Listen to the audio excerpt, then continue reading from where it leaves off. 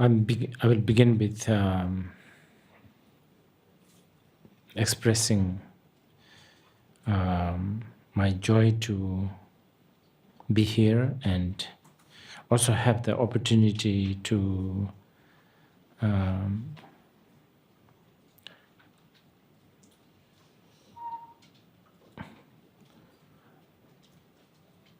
how should I put it? Not really teach, but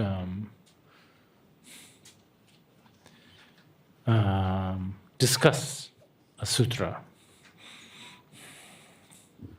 I want to stress that unless you have reached a certain level of the bodhisattva bhumis, the first bhumi especially, one cannot really teach sutra. This is why there is something called Shastra, which we rely on, who are actually written as a commentary by many great beings.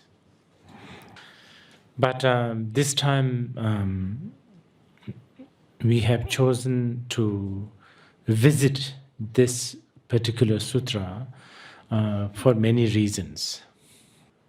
I believe that this is a very popular sutra in Korea. And this is also one of the most celebrated sutra of the Tang China. But more importantly, sutra is the source of so-called Buddhist path. If we need to ultimately refer to a sutra. So for Christians, they have Bible. For Muslims, they have Quran, for instance. So likewise, the Buddhists have sutra. But as you can see, the Buddhist sutra is not that sort of, how should I say,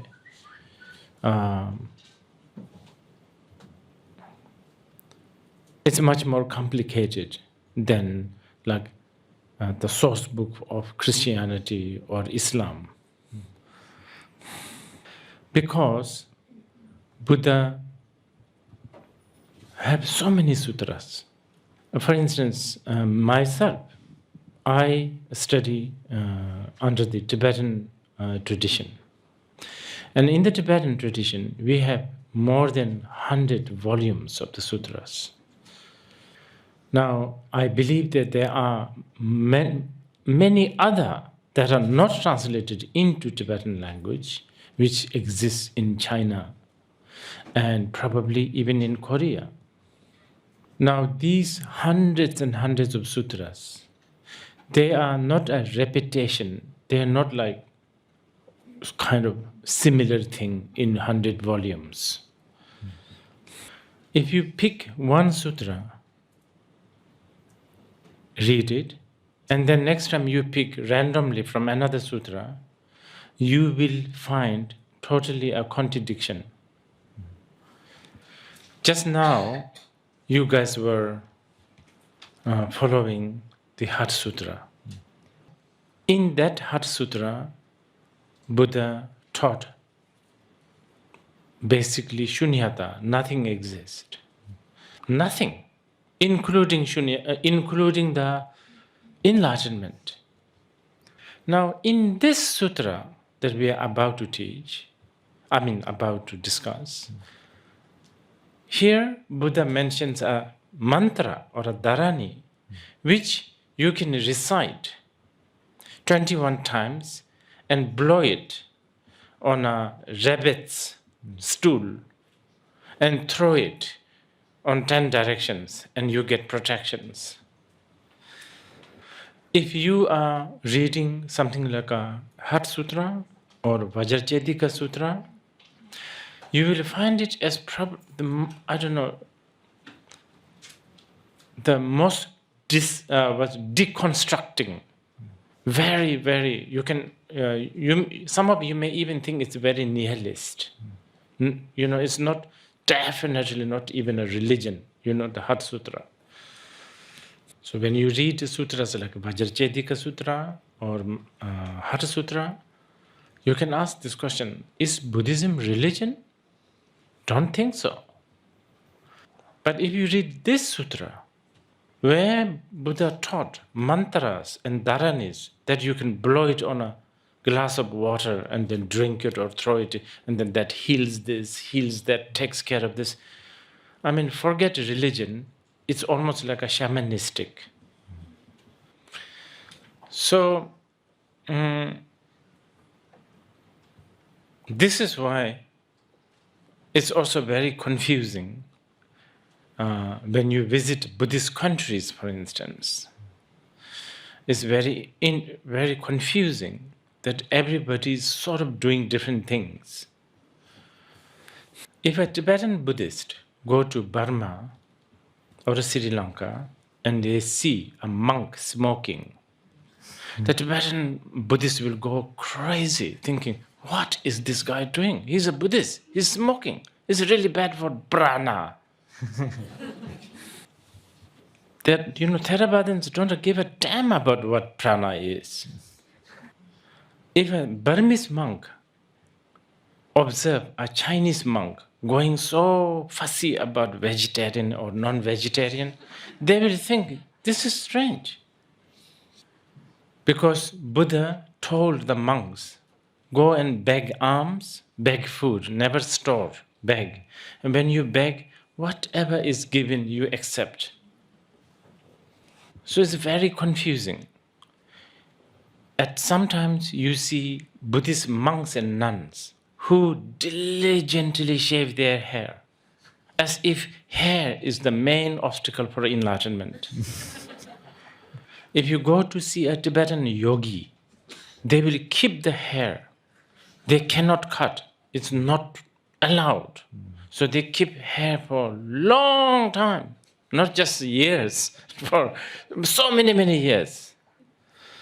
Also, if you look at the Buddha's own disciple, we venerate figures like Shariputra, serene, monk, shaved head, begging bowl, bare feet, begging food. We venerate them. We venerate him, Ananda, Shariputra. But also, we venerate people like Avalokiteshvara. Earrings, gold rings, bracelets. He's very rich. He has a lot of diamond rings. And then, it's even more strange, if you go to Tantra, we also venerate Mahasiddhas, who some of the Mahasiddhas have taken a vow never to tell the truth. All they do is lie, no matter what. Small questions, big questions, all they do is lie. So it's not really like Bible or Quran, where there is a very clear, as a Muslim, as a Christian, you do this, this, this. Like you don't eat pork, stuff like that. It's much more complicated. Okay. The question is, why Buddha made it so complicated? Why can't he just say one thing so that everybody is so clear and follow that? There's two answers for this. One is, actually, there's only one truth that Buddha wants to teach. The other answer is, the sentient beings, the listeners, have different capacities, different backgrounds, different emotions. We don't know. What is good for one is not good for all. Let's see who was listening for this sutra. See, there was Nagas. There was yakshasas. They are like really like demons. There were ghosts. And then there were garudas. And there was many others, aliens, so to speak. And then, more interestingly, there were also the bodhisattvas, bodhisattvas and the mahasattvas, big, accomplished ones, arhats. This is a very important point of the sutra.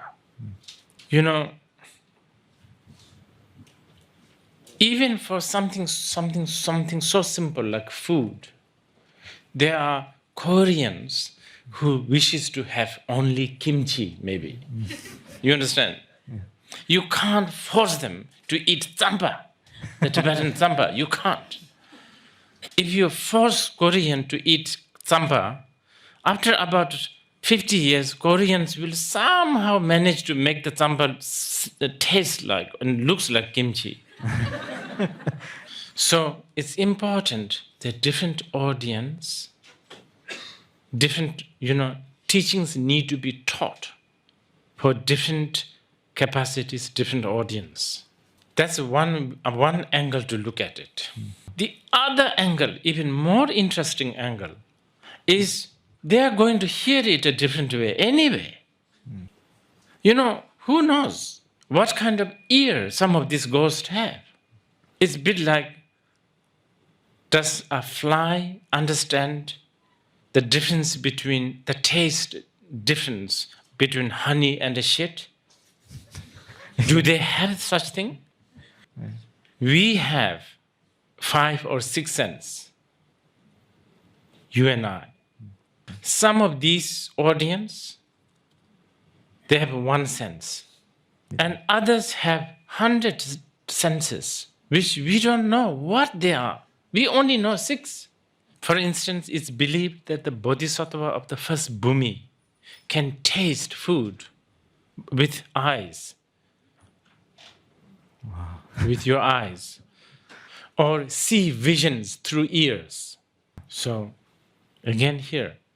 So, different people hear different things. And this is also again important for you to notice, because sutra actually begins with Ananda saying, "Thus have I heard." And this statement, "Thus have I heard," is so important statement. Not only it exhibits Ananda's humility, he's also saying, I have heard this. I don't know whether Buddha taught this. Now, there you can raise an issue. Hey, so are you saying that you heard this? Probably Buddha never said this? You could dispute this. Ananda takes care of this problem very well with other reasons. For instance, first, he talks about the place.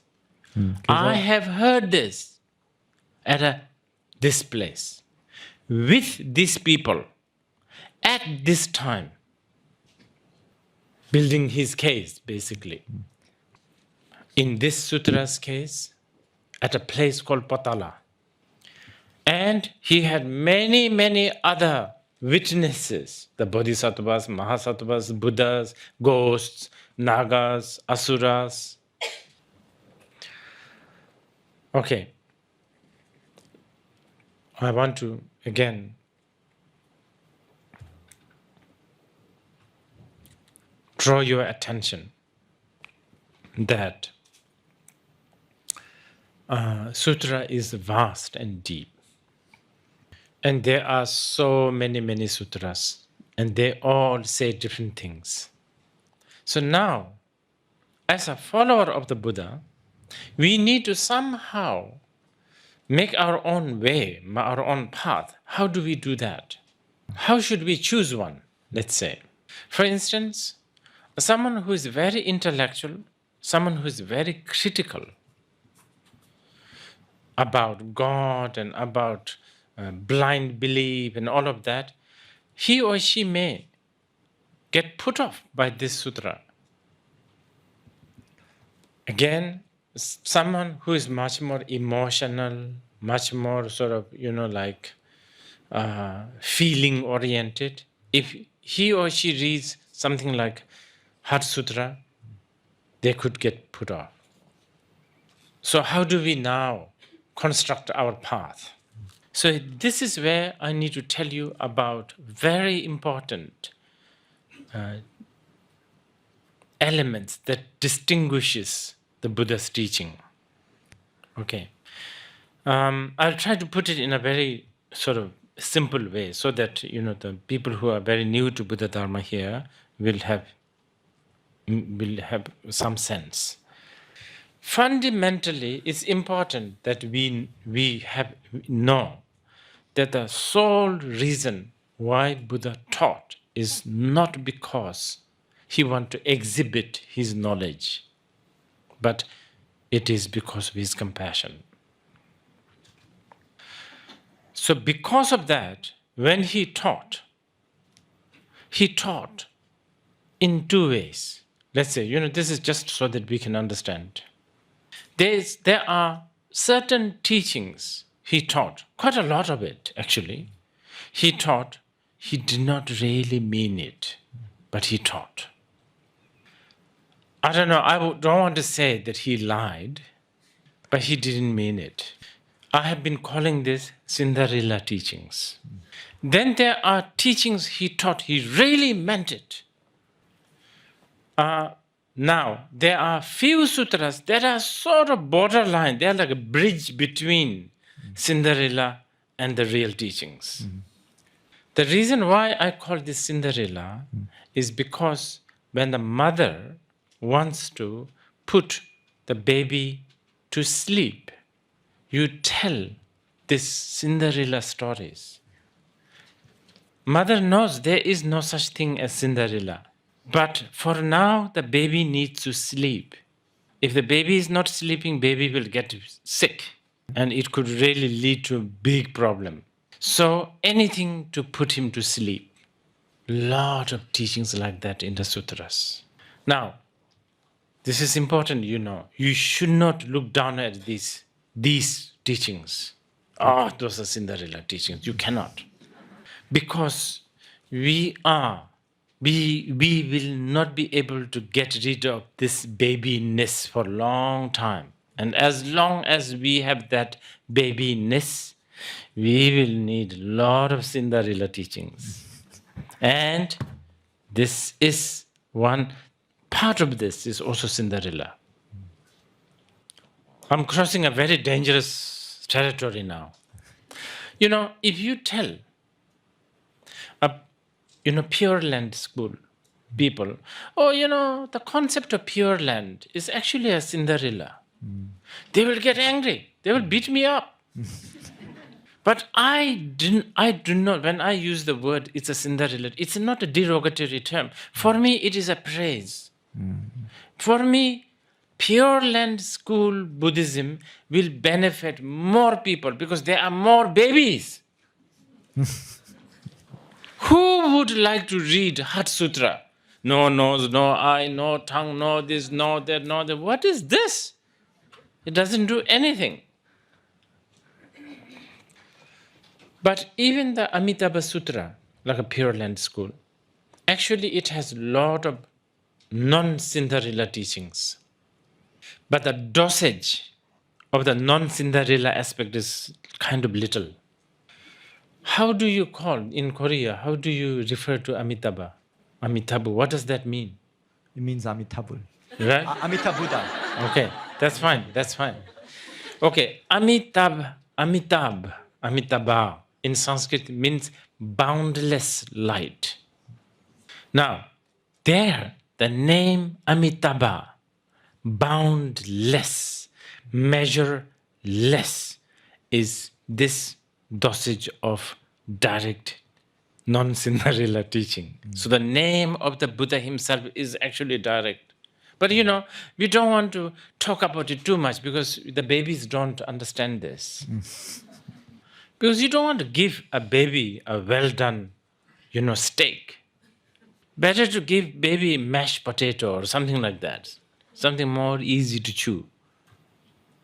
Okay, so you got it now? There are two kinds of teachings. One is where Buddha really did not mean this way, but for the sake of bringing the people into the more profound path, he taught this and that. And then there are other teachings that are non-Cinderella, such as Vajracchedika Sutra, Heart Sutra, straight. No dressing, no, side dishes. Well, if you take it that way. You know, it's basically, it's raw. It's raw. I would say, as a quantity, there's probably more Cinderella teachings. Obvious reason. If you're asking me personally, what do I prefer? It's a bit like this. My head prefers non-Cinderella, but my heart will just fall for the Cinderella. It's like this. My head, studying Madhyamika for many, many years, I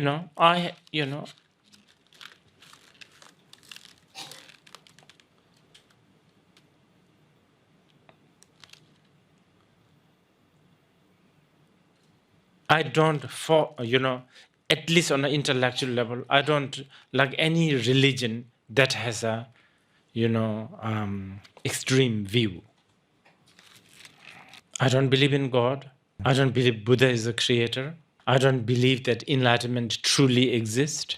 So all this deconstruction, I appreciate. But my emotion, because that's only on the head, on the intellectual level. Emotion is very important, because on the day-to-day time, you work with emotion. The reason is because there's something called habit. And I have to work with my habit. So, I haven't read this sutra for a long time, probably 30 years. And as a preparation for this, I was reading it, and it's so inspiring. As soon as and I'm very much looking for, if the opportunity allows, I'm very much looking forward to do all the things that is, prescribed here, such as, getting 7 stools of rabbit. Although purpose is, that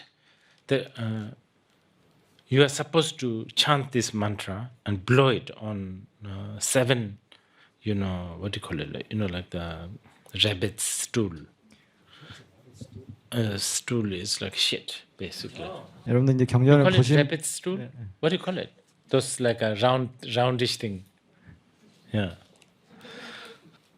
You are supposed to do that if you have a problem with zombies. 예. You understand? See, I want to talk about zombies. Do you believe in zombies? There are certain problems that we don't have it anymore. I don't think the zombie problems is very prominent. There is not so much of a case like you dial 911 because there's a, zombie problem. This is supposedly latest iPhone. In about 100 years, this will be in the museum. And our great-great-grandchildren will laugh at this and in the past, what a clunky thing they are using. So that's why when I mention about zombie, you are laughing at it. Because it used to be a problem which does not exist now. But let's say one of us, we get rewinded to the past, okay? And then look back to the present day. I think you will think, oh, this is a room full of zombies. We are like zombies. Most of the time we have no direction. Most of the time, if we are hungry enough, we will eat someone else. So, therefore, this mantra is as relevant today as it used to be. I'm going to get a rabbit shit, not the rabbit, and I'm going to blow on it. And then, as I travel around the world, I will throw it, especially in the crowded place. Crowded place. Also, accepting I myself like a zombie. Is it in the Korean translation, the Yes, zombie bit? Yes, I think Yeah, so. zombie. Yeah. I'm trying to. The reason why I'm telling you this zombie bit is important because I don't want you to think this is an outdated. You just need to understand things in context. There are certain things, because due to the time, due to the situation, due to the environment, we don't understand a lot of things. And zombie, I guess, for most of you right now, yeah, especially you younger generations, your reference to zombie is probably some Hollywood production.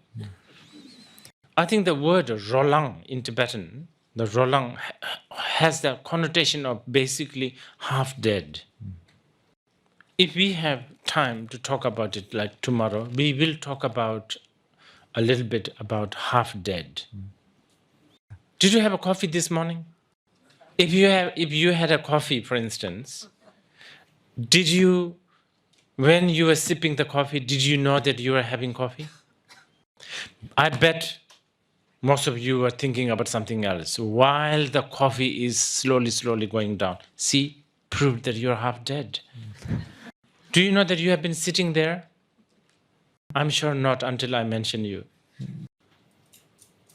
So on and so forth. So the lack of awareness makes us half dead.